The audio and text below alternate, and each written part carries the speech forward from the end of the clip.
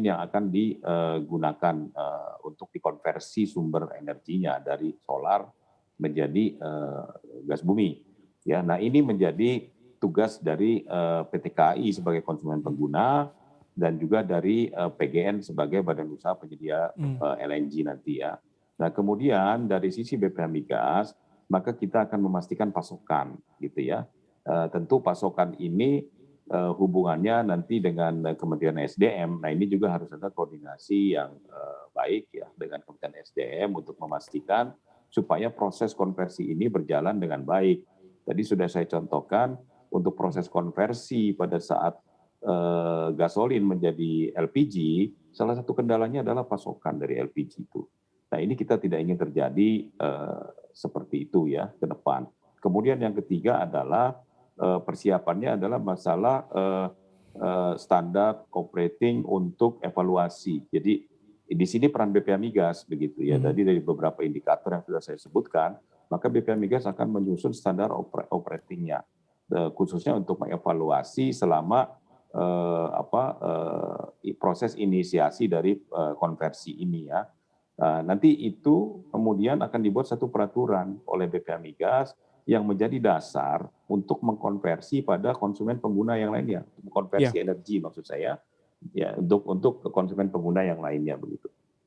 Ya, sebagai penutup Pak Ibnu Fajar, karena ini keuntungan utama dari adanya konversi dan transisi adalah banyak yang bisa dihemat khususnya terkait dengan subsidi. Berapa sih Pak secara angka mungkin ada yang bisa di-share atau persentase keuntungan angka subsidi yang bisa kita hemat dengan adanya konversi transisi ini? Iya, tentu ini berkorelasi dengan subsidi jenis bahan bakar tertentu ya, yang dicantumkan di dalam Perpres 191 2014, yaitu ada 2 subsidi untuk solar subsidi dan minyak tanah subsidi. Tapi kaitannya dengan konversi solar ke gas bumi ini adalah kita bicara solar subsidi. Nah, solar subsidi ini khusus untuk transportasi darat dan laut itu mendapatkan kuota 1 juta kiloliter untuk tahun 2021. Ya, kira-kira 1 juta kiloliter. Nah, kalau 1 juta kiloliter ini dengan nilai subsidi sekarang Rp500 itu sudah terlihatlah kira-kira sekitar berapa? 5 triliun barangkali ya. Baik. 5 triliun yang bisa dihemat ya, khusus untuk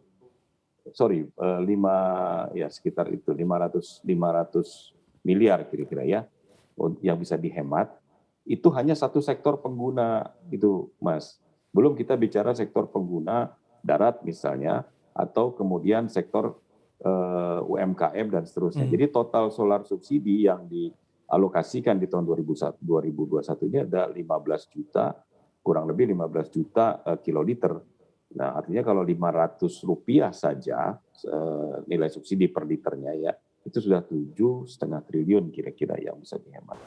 Install aplikasi kami CNBC Indonesia di Google Play Store dan App Store untuk mengikuti perkembangan terkini berita bisnis dan ekonomi.